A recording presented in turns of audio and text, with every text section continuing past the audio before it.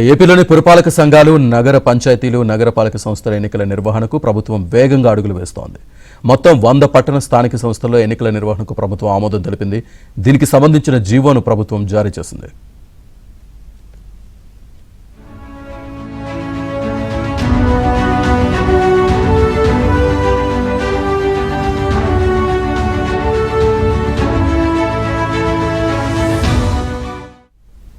ఉన్నత న్యాయస్థానం తీర్పులకు అనుగుణంగా బీసీలకు 33.33% రిజర్వేషన్లు అమలు చేయాలని ప్రభుత్వం నిర్ణయించింది.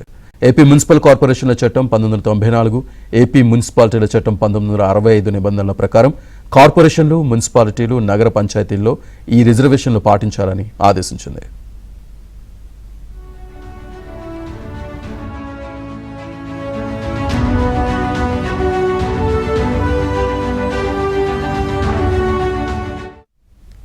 ఎన్నికల సంఘం మార్గదర్శకాలకు అనుగుణంగా ఓటర్ల జాబితా రూపకల్పన, వార్డుల విభజన, రిజర్వేషన్ల ప్రక్రియను వేగవంతం చేయాలని ప్రభుత్వం ఆదేశించింది.